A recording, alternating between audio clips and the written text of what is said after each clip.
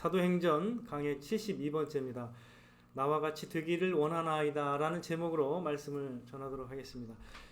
우리는 지난주에 바울이 이제 아그리빠 왕과 베스도 총독과 유대의 높은 사람들 앞에서 변호하는 것을 살펴보았습니다. 바울은 이제 모세와 선지자들이 약속한 그 소망, 곧 예수 그리스도의 복음 안에 있는 소망으로 인해서 자신이 고소를 받고 있다고 변호했습니다. 오늘 본문 말씀은 그 변호가 끝난 후에 이제 반응이 나오는 부분입니다. 이제 바울이 변호를 마치자마자 이제 베스도 총독이죠. 로마에서 파견된 총독이 이제 그걸 듣고서 크게 소리내서 이렇게 얘기합니다. 바울아, 네가 미쳤다. 네 많은 학문이 너를 미치게 한다라고 이제 얘기했습니다. 바울이 이제 뭘 전했길래 그럴까요? 이제 부활의 소망을 전했기 때문에 사람이 이제 죽었다가 다시 이제 살아나고 구원을 받을 수 있다라고 말하니까 이거 뭐 본인이 생각하기는 감당하기 어려우니까 이제 학문 너무나 많은 네가 학문을 하다 보니까 너가 미친 거 아니냐 이렇게 이제 얘기를 했습니다.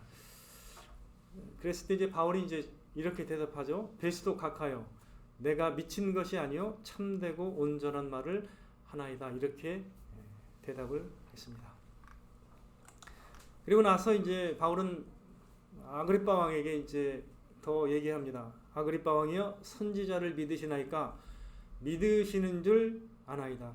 왜 이제 왕에 대해서 그렇게 얘기했냐면 이 아그리빠 왕은 그래도 적어도 유대인의 핏줄이 섞인 그 후손이었어요.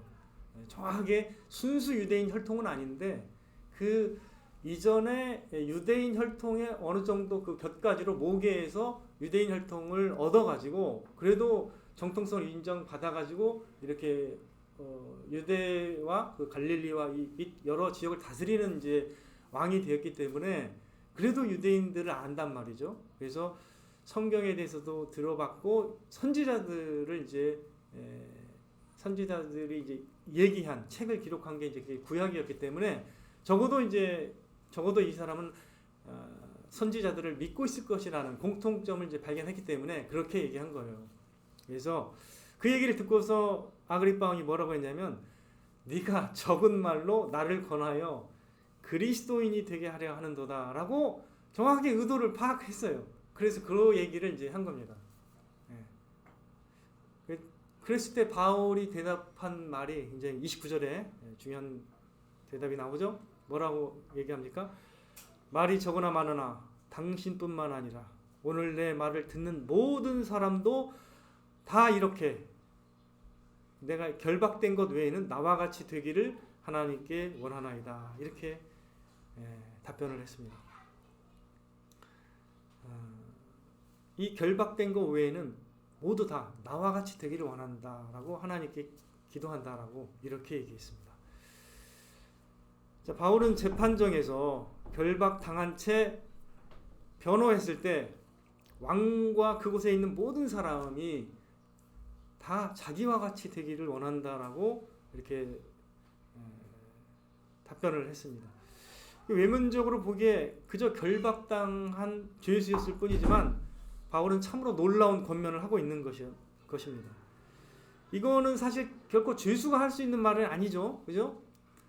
나와 같이 되기를 원한다라고 이렇게 말한다는 것은 그가 도대체 무엇을 느끼고 확신하고 있길래 이렇게 왕과 총독과 모든 높은 사람들 앞에서 그렇게 담대하게 선포한 것인가? 이거 우리가 한번 생각해 볼 필요가 있습니다. 도대체 뭐가 그를 이렇게 담대하게 선포할 수 있도록 만들었는가? 이게 바로 이제 우리가 생각해 봐야 될 내용입니다. 죄인의 입장에서 결박당한 채 나와 같이 되기를 원한다 이렇게 말하면 어떻게 보면 우스운 장면이거든요. 왜냐하면 본인이 이렇게 서 있잖아요. 여기 결박당한 채 신문을 받고 있는데 거기서 얘기하기를 내가 이렇게 결박당한 것 외에는 다 나와 같이 되기를 원한다 라고 선포한 것입니다. 왜 이렇게 바울이 담대하게 이렇게 선포했을까요? 그 이유는 분명하죠. 바울이 예수 그리스도를 만났고 그리고 복음의 능력을 경험했기 때문입니다. 예수 그리스도의 복음과 그 은혜의 능력을 참으로 경험했기 때문입니다. 예수 그리스도를 믿는 것이 얼마나 좋은지, 얼마나 행복한지를 경험했기 때문에 그가 그 자리에서 그렇게 얘기한 것입니다. 은송이가요, 아토피가 심할 때가 이제 뭐 한 4살 때까지는 엄청 심했어요. 근데 이제 어린이집에 다닐 때 같은 아파트에 사는 어떤 분이 이제 이 아토피가 심한 걸 봤어요. 근데 저는 이제 그분을 몰랐는데 그분의 손녀랑 같은 어린이집에 다니더라고요. 그래서 그런지 처음 저는 이제 모르는데 저를 보더니 이 아토피 심한 거에 대해서 공감하면서 자신의 손녀가 이걸 발랐는데 나았다라고 하면서 꼭 이걸 빨간색으로 돼 있는데 그걸 꼭 바르라고 이렇게 말씀하시면서 그걸 이름은 모르겠으나 우리 집이 813호니까 꼭 와서 내가 그 껍데기를 보여줄 테니까 꼭 오라고 하면서 자기 집 주소 그 호수를 알려준 분이 계세요. 예, 그분이 지금 사실 그거를 쓰고 있습니다. 그거를 이제 계속 몇 년 동안 쓰고 있는데 괜찮아요, 진짜로. 근데 그분은 그걸 경험했기 때문에 본인이 이제 손녀니까 본인이 많이 보시더라고요. 그래서 본인이 발라주고 그렇게 해서 이게 나았기 때문에 그거를 이제 저한테 전해주고 싶은 거예요. 사실 저도 비싼 거 많이 발라봤거든요. 또 그 은송이 엄마가 약사잖아요. 그러니까 얼마나 또 그걸 알겠어요. 근데 그럼에도 불구하고 이게 안 돼요. 뭐 약을 많이 알아도 또 저도 가서 막 비싼 약을 많이 이렇게 발라보고 병원도 가고 했는데 안 낫는데 모르겠어요. 그 약 때문인지는 모르겠는데 그 로션을 많이 발라주니까 괜찮아요. 그리고 그 즈음이 하여간 나았죠. 그렇게 그게 이제 많이 없어지게 됐었죠. 그렇게 이제 하나 예를 들으면 그와 같이 그게 어떤 물품이든 간에 효력이 있고 좋으면 그냥 전도사가 되는 거예요. 우리 장모님도 뭐 이게 뭐 발을 이렇게 따뜻하게 하는 무슨 뭐 있어요. 그 기구 그거 한번 이렇게 경험해 보시더니 그거 사라고 해가지고 결국 우리도 샀고 뭐 여러 뭐 전화해가지고 또 뭐 여러 사람에게 권면하고 그런 걸 제가 봤거든요. 우리 부모님한테도 권면했었어요 예전에. 그래서 그 우리 부모님도 그 권면한 걸 또 기계를 샀어요. 300만 원인가 이렇게 들여가지고 뭐 산 적도 있고 그래요. 이게 사람이 뭔가 효력을 보면 막 전파하고 싶은 거예요. 좋은 거니까. 왜냐면 좋아서 그런 거지 나빠서 이렇게 전파하는 건 없잖아요. 물론 이제 흑심을 풀고 이렇게 사기치려고 하는 경우도 있겠지만 우리가 아는 진정성 있는 사람이라면 그죠? 좋아서 이렇게 하는 거잖아요. 똑같습니다. 제가 얼마 전에 수년 전에 등산으로 자기 병을 고쳐가지고 눈이 오나 비가 오나 매일 등산하는 분의 이야기를 이제 TV로 본 적이 있어요. 근데 그게 아직도 항상 생생한데 그분은 횟집을 운영하는 일식집인데 바쁜 사람이에요. 근데도 그 바쁜 중에도 그 일을 중간에 딱 끊고 그 시간이 날 때 바로 등산을 갑니다. 비가 오나 눈이 오나 항상 빠지지 않고 그게 최우선 순위예요. 왜냐하면 그게 너무 자기한테 자기의 병을 고치게 했고 건강을 유지하게 했고 이 모든 일을 할 수 있게 하는 원동력이 됐기 때문에 만나는 사람마다 등산을 이렇게 권면하는데 그때 제가 강하게 받았던 거는 등산에 대한 그 욕구를 굉장히 올려주더라고요. 그분이 한마디 했는데 그게 굉장히 위력적이었어요. 그래서 참 우리가 경험한 그 좋은 것을 나누기를 원하는 것은 사람의 정상적인 사람이라면 다 그런 걸 느끼는 거죠. 성경에도 이런 예가 있습니다. 사마리아 여인이 있었는데 이 사람은 사람 앞에 드러나는 걸 꺼려했던 사람이에요. 이 사람이 왜냐하면 남편이 5명이나 있었고 지금 있는 사람이 있는데 그 사람은 남편이 아니에요. 결혼을 안 했어요 지금. 그러니까 워낙 그런 소문이 난 사람이라서 사람 만나는 걸 꺼려했던 사람인데 이 사람이 그래서 사람이 없는 정오에 우물에 온 거예요. 근데 그때 예수님이 딱 오신 거예요. 그래서 그 여인을 만나 주셨는데 이 여인이 예수님을 딱 만나고서 이분이 메시아인 걸 깨달은 거예요. 왜냐하면 주님이 직접 말씀하셨거든요. 내게 말하는 내가 그 메시아라고 정확하게 말씀하셨거든요. 그리고 자신의 모든 과거를 다 알고 있는 거예요.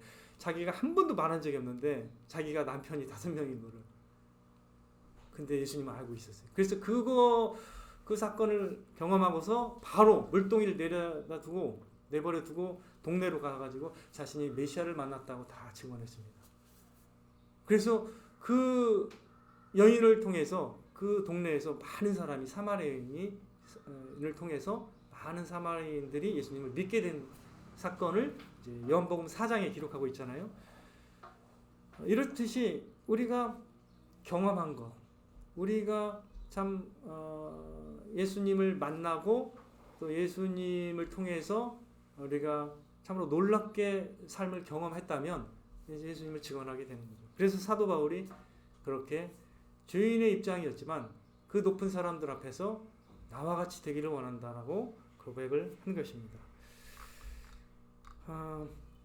하나님께서 바울이 느끼고 확신하고 또 담대히 선포하고 있는 바로 그것을 저와 여러분이 동일하게 느끼고 또 확신하며 또 담대하게 선포하기를 하나님은 원하실 것입니다.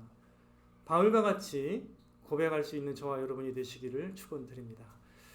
이제 제가 경험한 주님을 잠깐 말씀드린다면 저도 예수님을 어릴 때부터 믿어왔고 예수님을 자연적으로 이렇게 많이 증언한 것 같아요. 어렸을 때부터 뭐 논리적으로 증언하진 못했지만 그렇게 교회에 데리고 왔어요. 교회. 그래서 1시간씩 집 돌아다니면서 방문해가지고 다 애들을 끌고 왔습니다.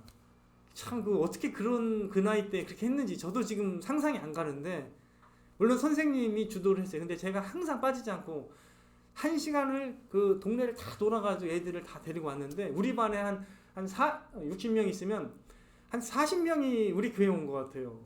그 정도로 이렇게 많이 왔어요. 그러니까 저도 그 당시에 참 어떻게 그렇게 했는지는 잘 모르겠는데, 그렇게 이제 같이 교회 가자라고. 왜냐면 좋으니까. 제가 신나가지고 그래서 교회를 다녔거든요.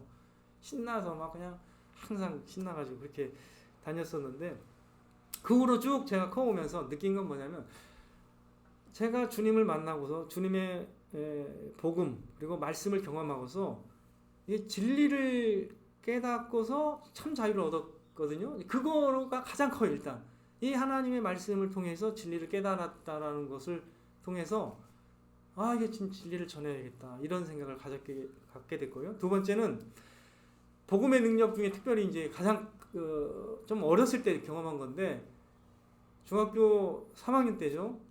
복음을 믿고서 제가 동생을 사실 좀 미워했어요. 다른 사람에 대한 미움을 한 번도 미워해 본 적이 없었는데, 동생에 대해서 약간 이상하게 1살 차이 동생을 이렇게 조금은 미워했어요. 마음속에.